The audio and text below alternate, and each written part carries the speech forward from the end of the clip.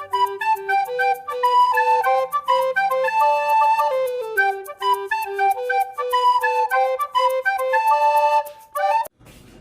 everyone, welcome to my YouTube channel Hope Itself. Today we are going to discuss about Indian Agriculture Part 2. तो आज हम लोग देखेंगे Indian agriculture part 2 के बारे में। ऐसा पिछले क्लास में मैंने इंडियन एग्रीकल्चर के बारे में आपको थोड़ा बहुत जो भूमिका था चैप्टर का वो मैंने दिया था कि कैसे इंडियन एग्रीकल्चर में कौन सी रबी फसल होती है, कौन सी खरीफ फसल होती है, कौन सी जायद फसल होती है। और मैंने आपको बताया भी था कि जो हमारा पहला विश्वविद्यालय बना, कृषि विश्वविद्यालय बना, वो कब बना और कहाँ बना। तो कृषि विश्वविद्यालय 1960 में बना था, जिसका नाम गोविंद बल्लभ पंत कृषि एंड प्रौद्योगिकी विश्वविद्यालय के नाम से जाना गया। और ये कहाँ अवस्थित है? उत्तराखंड में। पहले ये उत्तर प्रदेश में बना था और फिर ये उत्तराखंड में चला गया। तो जैसा कि मैंने लास्ट में क्वेश्चंस आपको दिया था, आज के भी वीडियो में मैं आपको लास्ट में कुछ important exam point of view से क्वेश्चंस दूंगा जो कि बहुत इंपॉर्टेंट है, डायरेक्टली एग्जाम में पूछे जाते हैं। तो लास्ट में जरूर वीडियो को देखिएगा, है ना। तो आज हम स्टार्ट करते हैं। तो आज का जो हमारा चैप्टर होगा वो होगा मेजर क्रॉप्स, है ना। जो प्रमुख खाद्य फसलें हैं उसके बारे में हम लोग एक एक करके देखते चलेंगे। तो मैंने पिछले क्लास में आपको बताया था कि कृषि जो हमारे भूभाग पे होती है वो 51% भूभाग पे कृषि होती है। अगर वनों की बात करें तो वन कितने परसेंट पे है? 4% पे। अगर चारागाह की बात करें तो चारागाह कितने पे है? सॉरी, वन कितने पे है? 21% पे है। चारागाह 4% पे है। और अगर बंजर भूमि की बात करें तो बंजर भूमि कितने पे है? 24% पे है। ठीक है। अब आते हैं चावल के केस में। तो चावल एक भारत की महत्वपूर्ण खाद्यान्न फसल है, जो भोजन है जो सबसे अधिक खाई जाती है। कहाँ? इंडिया में। तो अगर हम देखेंगे पहला पॉइंट राइस का, तो भारत के अधिकांश जनसंख्या का प्रमुख भोजन क्या है? चावल है। ये बात आपको क्लियर होना चाहिए कि जितने भी भारत की जनसंख्या है उनका प्रमुख भोजन क्या है? चावल है। फिर अगर हम बात करें तो चावल किस प्रकार का पौधा है, कौन सा जलवायु का पौधा है? तो चावल एक उष्णकटिबंधीय जलवायु का पौधा है ना। उष्णकटिबंधीय जलवायु का फसल है। कौन सा? उष्णकटिबंधीय। ये बहुत इंपॉर्टेंट हो जाता है, ये उष्णकटिबंधीय। डायरेक्टली आपसे क्वेश्चन में पूछ लेंगे कि चावल किस किस्म का पौधा है, तो उष्णकटिबंधीय फसल है। और इसकी 3000 से भी अधिक क्या किस्में पाई जाती है ना। 3000 से किस्में पाई जाती है। मैं आगे चल के आपको बताऊंगा ओस के बारे में, अमन के बारे में, बोरो के बारे में, तो उसके बारे में भी चर्चा करेंगे। तो इसके 3000 से अधिक क्या है? किस्में है। ठीक है। यह एक खरीफ फसल है, जैसा कि मैंने आपको बता चुका है खरीफ फसल और रबी फसल और जायद फसल के बारे में, जो जून जुलाई में बोया जाता है और अक्टूबर नवंबर में क्या कर लिया जाता है? काट लिया जाता है। क्लियर है? यह एक खरीफ फसल है जो जून जुलाई में बोया जाता है और अक्टूबर नवंबर में काट लिया जाता है। फिर अगर आगे बात करें तो इस फसल को अमन, साली या अगहनी नामों से भी जाना जाता है। ये पॉइंट भी इंपॉर्टेंट हो जाता है बीपीएससी के लिए, है ना। बीपीएससी में पूछ सकता है कि चावल को किस नामों से जानते हैं, तो अमन, साली, अगहनी आदि नामों से भी जाना जाता है। ठीक है। पूर्वी भारत में पश्चिम बंगाल जो है वो सबसे ज्यादा चावल का उत्पादन करने वाला भारत का अग्रणी राज्य है। फिर अगर हम बात करें पूर्वी भारत में तथा तमिलनाडु में, तो यह ग्रीष्म और शरद ऋतु की फसल है ना। ग्रीष्म ऋतु में क्या की जाती है? बोई जाती है। शरद ऋतु में काट ली जाती है। ठीक है। जिसे क्रमशः औस, कार्तिकी, बोरो, डलुआ कहा जाता है। और वहां पे इसको क्या बोला जाता है? औस, कार्तिकी, बोरो, डलुआ। ये सब देखेंगे हम लोग एक एक करके, इनके बारे में हम लोग अध्ययन करेंगे। ठीक है। फिर भारत में खाद्यान्न के अंतर्गत सम्मिलित कुल क्षेत्रफल के 47% भाग पर क्या होता है? चावल की खेती होती है। तो 47% भाग पे किसकी खेती होती है? चावल की खेती होती है। मतलब जो 51% भाग है ना, तो 51% में तो बहुत कहने का मतलब है कि अगर 51% 100% है तो उस 100% का 47% भाग पे क्या होती है? लगभग 25% से कम थोड़ा सा क्या होता है? चावल की खेती होती है। 51% में लगभग 24% पे किसका खेती होती है? यहाँ पे चावल की खेती होती है इंडिया में, है ना। तो ये बात आपको याद रखना है। ठीक है। तो अभी और आगे देखते हैं हम लोग चावल के बारे में। होप समझ में आया होगा। और ये सब चीजें बहुत ही इंपॉर्टेंट है एग्जाम पॉइंट ऑफ व्यू से, तो इसको एक बार ध्यान में रखिएगा। हाँ, अगर हम चावल की बात करें तो 3 तरह की किस्में जो है वो भारत में मोस्टली उगाई जाती हैं। कौन कौन सी? एक तो है अमन, दूसरा है औस और तीसरा है बोरो। ठीक है। चावल या तो हम बीज छिड़क कर भी बो सकते हैं या उसको प्रतिरोपण के द्वारा नर्सरी में उगा के भी बोया जा सकता है। वो देखिए कैसे। तो देश में लगभग 62% चावल अमन किस्म के अंतर्गत बोया जाता है। याद रखना है आपको, किसके किस्म के अंतर्गत? अमन किस्म का जो होता है वो उसे बोया भी जाता है और उसके बीज का छिड़काव भी करके बोया जाता है। तो मतलब उसको प्रतिरोपित भी किया जाता है और बीज का छिड़काव भी किया जाता है। तो देश में लगभग 62% अमन किस्म के अंतर्गत बोया जाता है। ठीक है। समांतर औस फसल बीज छिड़क कर बोरो पौधा प्रतिरोपण के द्वारा, और समांतर जो औस है ना, इसको बीज छिड़कना को क्या बोलते हैं? ब्रॉडकास्टिंग। ठीक है। बीज छिड़क कर और बोरो पौधे को प्रतिरोपण के द्वारा किया जाता है, तैयार है ना। और अमन दोनों विधियों से संयुक्त रूप से उगाया जाता है। ठीक है भाई। तो अगर चावल की बात करें तो चावल की कृषि के दो प्रमुख विधियां हैं। वो कौन कौन सी हैं? पहला तो बीज छिड़काव जिसको बोलते हैं ब्रॉडकास्टिंग, दूसरा है पौधा प्रतिरोपण, है ना, जिसको बोलते हैं ट्रांसप्लांटिंग। तो अभी जो मोस्टली हमारे जो चावल के खेती होते हैं इंडिया में, वो ट्रांसप्लांटिंग से ही होते हैं, पौधा प्रतिरोपण ही कराया जाता है। तो इसमें क्या होता है कि नर्सरी में पौधे को उगाया जाता है। ठीक है। एक अभी का टाइम है, अभी टाइम में बियड़ा रोपा जाता है। बियड़ा के केस में वही नर्सरी होता है, नर्सरी में उगाया जाता है। 4 से 5 सप्ताह के लिए उसको छोड़ दिया जाता है ताकि उसकी लंबाई कितनी हो जाए?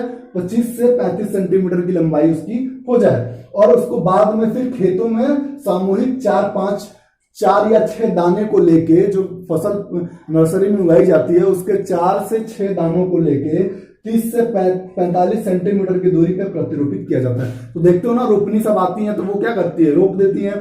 तो उनका जो डिस्टेंस होता है दो पौधों के बीच का, वो कितना होता है? 30 से 45 सेंटीमीटर। और समूह जो होता है पौधों का, 4 से 6 पौधों को बोया जाता है, लगाया जाता है खेतों में।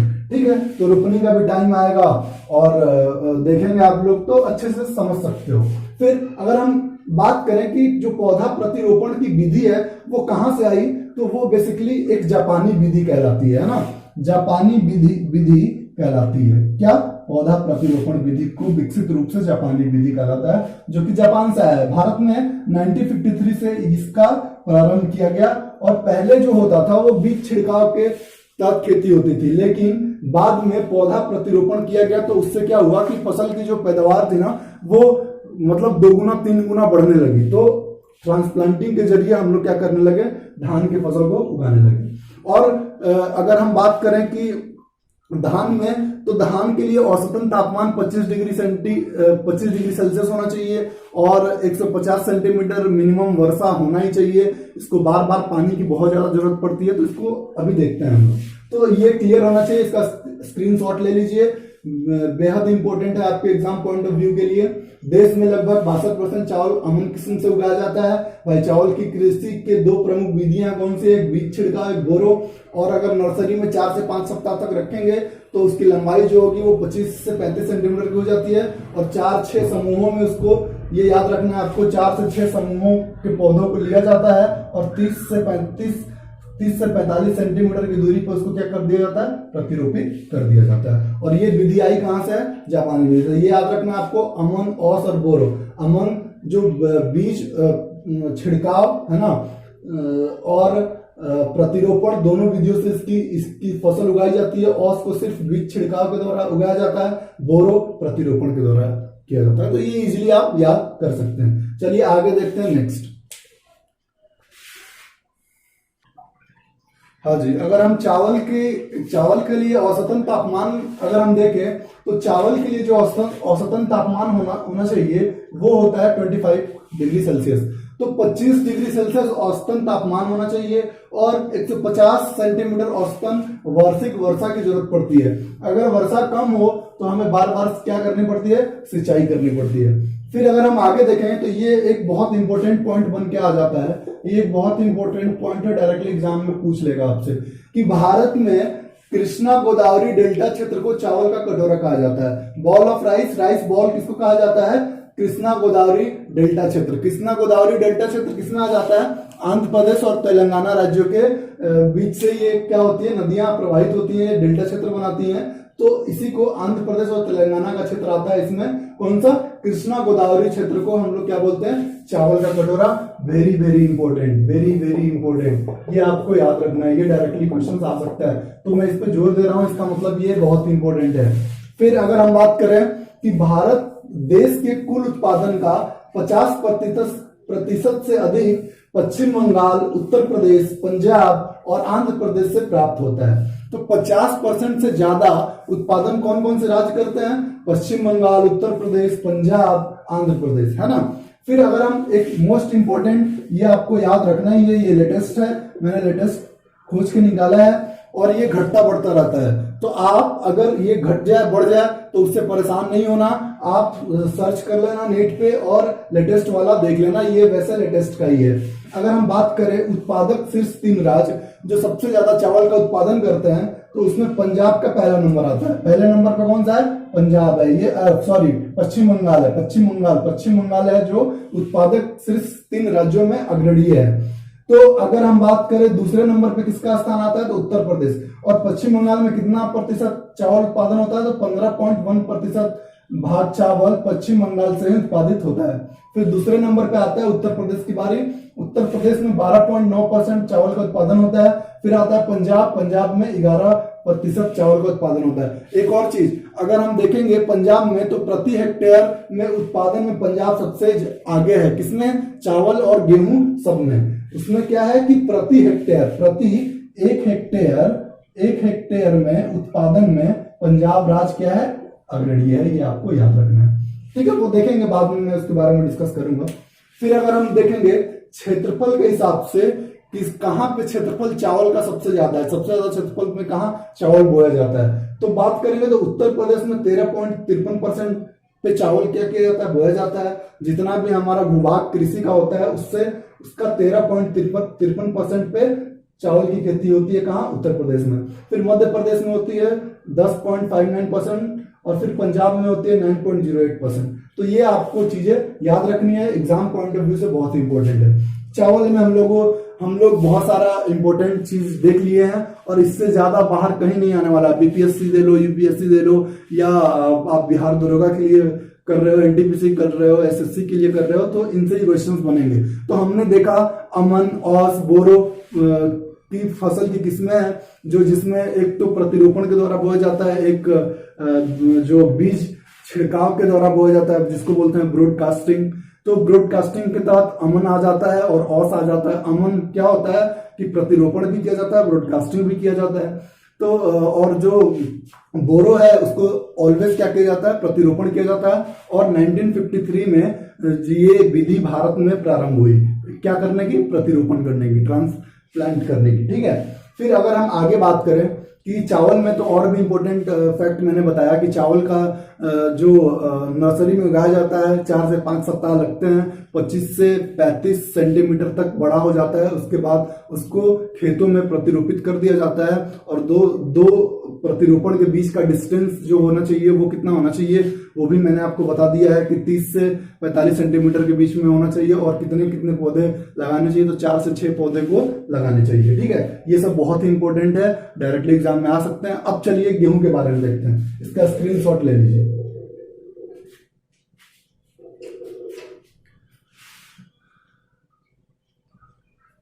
हाँ जी, अब बात करते हैं हम लोग गेहूं के बारे में, ठीक है।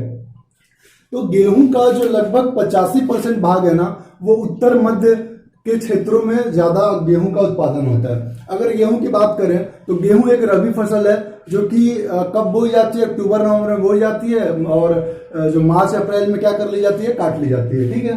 तो इसके बारे में थोड़ा सा हम लोग देखते हैं कि भारत में चावल के बाद गेहूं दूसरा प्रमुख अनाज है ना। चावल सबसे पहला प्रमुख अनाज है और दूसरा कौन सा है? गेहूं है। ये बात आपको दिमाग में एकदम बिठा लेनी है। फिर अगर हम बात करें कि भारत विश्व का कितना % गेहूं उत्पादन करता है, तो वो करता है 13.1%। क्या करता है? विश्व का 13.1% गेहूं उत्पादन करता है कौन? भारत। और चीन के बाद इसका दूसरा स्थान है। तो विश्व में गेहूं के स्थान के बारे में अगर हम बात करेंगे तो भारत का स्थान कौन सा है? दूसरा। पहला कौन सा है? चाइना का है। ये बात बहुत इंपॉर्टेंट है, ये बात आपको याद रखनी है, ठीक है। चलिए अब आते हैं कि जो गेहूं के लिए औसतन तापमान होना चाहिए वो होना चाहिए 10 से 15 डिग्री सेल्सियस का। 10 से 15 डिग्री सेल्सियस का औसतन तापमान होना चाहिए। बुआई के समय 10 डिग्री होना चाहिए, बोते समय 10 डिग्री, और वर्धन के समय 15 डिग्री। वर्धन का मतलब जब गेहूं में फल लगता है, जब अनाज लगता है, उस समय तापमान कितना होना चाहिए? 15 डिग्री सेल्सियस होना चाहिए। और पकते समय तापमान कितना होना चाहिए? 20 से 25 डिग्री सेल्सियस का तापमान होना चाहिए। तो इतनी बातें हमें याद रखनी है। और लगभग 80 सेंटीमीटर वार्षिक वर्षा की जरूरत पड़ती है। कितनी वर्षा की जरूरत पड़ती है?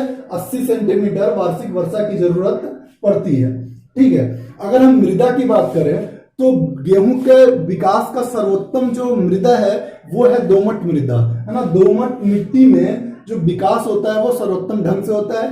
लेकिन हमारे भारत में जो अधिकांश गेहूं जो विशाल मैदान है वो जलोढ़ काप के जलोढ़ मृदा के क्षेत्र में आता है ना। जलोढ़ क्षेत्र में सबसे ज्यादा गेहूं क्या किया जाता है? उत्पादन किया जाता है।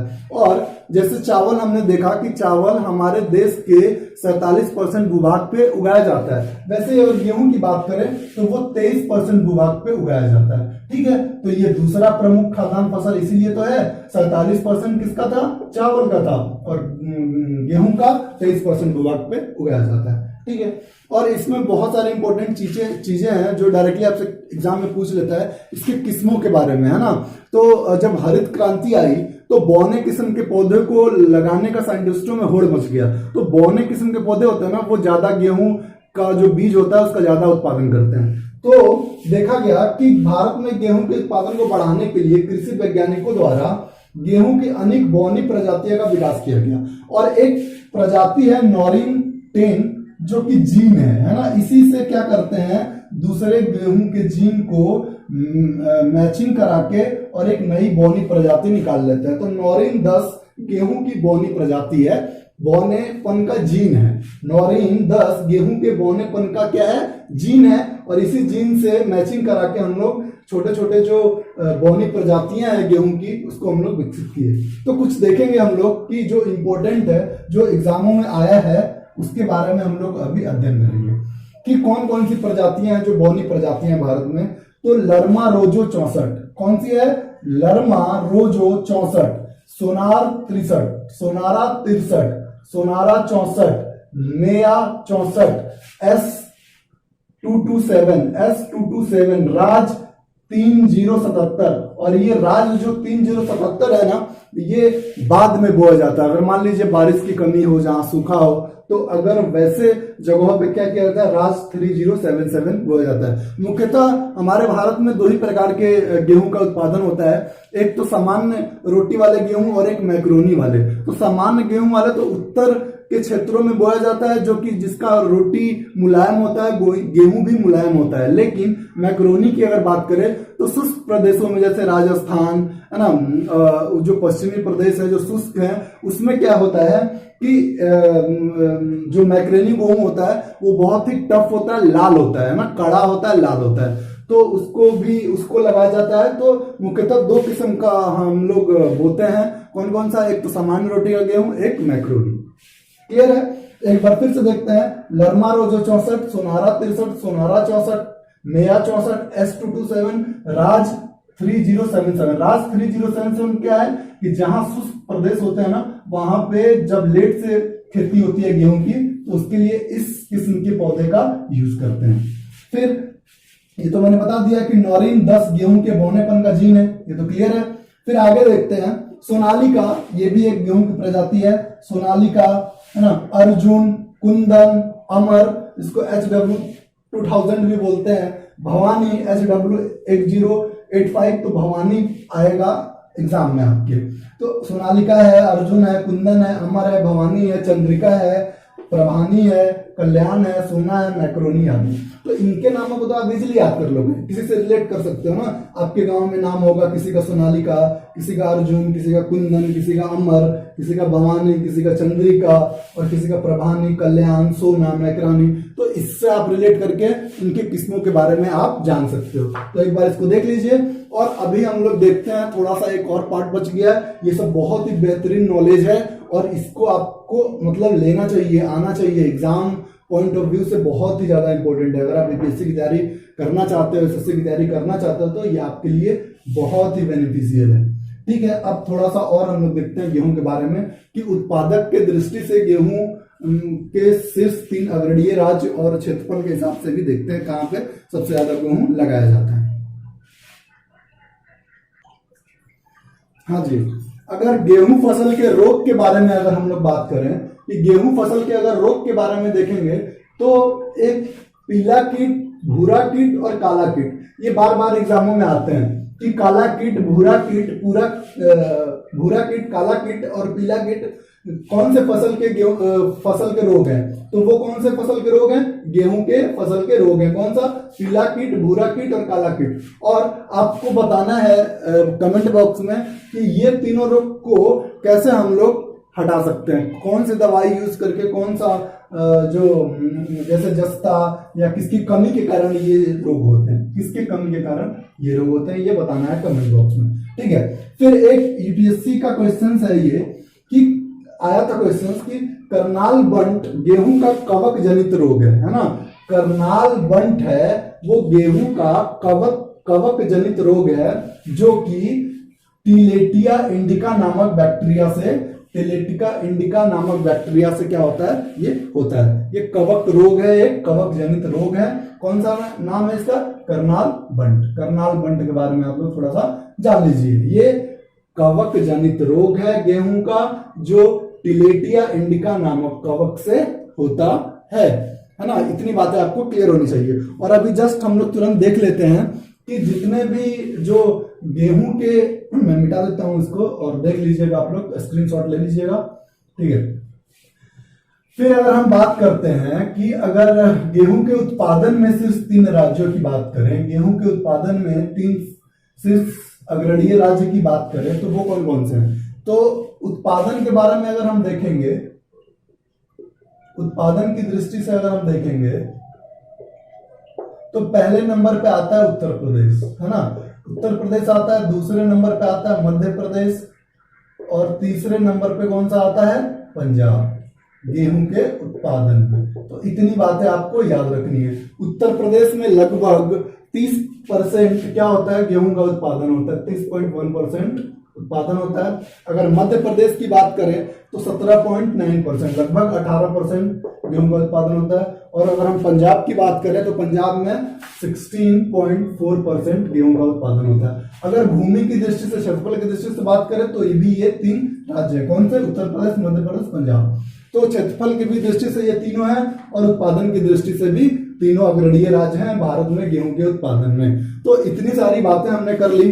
तो अभी थोड़ा सा एक बार रिवीजन कर लेते हैं। चावल की जो फसल होती है वो एक खरीफ फसल है, गेहूं की एक रबी फसल है। और गेहूं की फसल के लिए मैंने बताया आपको कि टेम्परेचर जो होना चाहिए औसतन 10 से 15 डिग्री सेल्सियस होना चाहिए। बोते समय 10 डिग्री, वर्धन के समय 15 डिग्री और कटाई के समय 20 से 25 डिग्री सेल्सियस होना चाहिए। ये सब बातें बहुत ही इंपॉर्टेंट है। और चलिए अब बारी आता है क्वेश्चंस का। तो हम लोग कुछ क्वेश्चंस देखते हैं जो तो इसका आंसर आप कमेंट बॉक्स में जरूर दीजिएगा, जरूर दीजिए। पढ़िएगा तभी आगे बढ़िएगा। तो इतनी बातों को याद रखना है। बोर्ड पे क्वेश्चन है कि भारत में किस क्षेत्र को चावल का कटोरा कहा जाता है? ठीक है, भारत में चावल किस जलवायु का फसल है? चावल की खेती के लिए कितने औसतन तापमान और वार्षिक वर्षा की जरूरत पड़ती है? चावल के प्रतिरोपण विधि को कहा जाता है?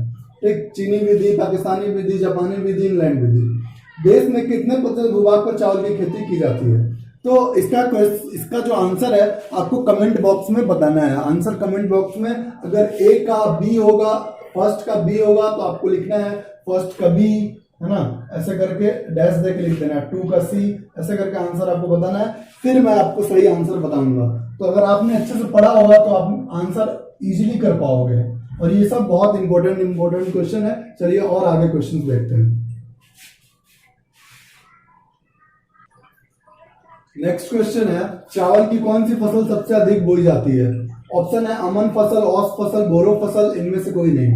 नेक्स्ट है, चावल की कौन सी फसल को केवल प्रतिरोपण द्वारा बोया जाता है? अमन, औस, बोरो, इनमें से सभी। चावल के उत्पादन में भारत का अग्रणीय राज्य। गेहूं के उत्पादन में भारत का अग्रणीय राज्य।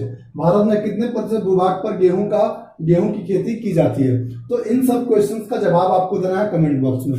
और अगर आपको लगे कि मुझे और किसी टॉपिक पे वीडियो बनाना है तो कमेंट बॉक्स में जरूर बताएं, ठीक है। और नेक्स्ट जो हमारा टॉपिक होगा, अब इसके बाद हम लोग देखेंगे ज्वार, बाजरा, मक्का, इन तीनों को साथ में देख लेंगे। फिर कपास की बारी आएगी, तो रेशमी और फसलें जितनी भी हैं और जो मोटे अनाज हैं उनके बारे में भी हम लोग दलहनी, तिलहन फसलें, है ना, जितने भी हैं उनके बारे में लोग देखेंगे। तो thank you for watching my video. Bye bye, take care.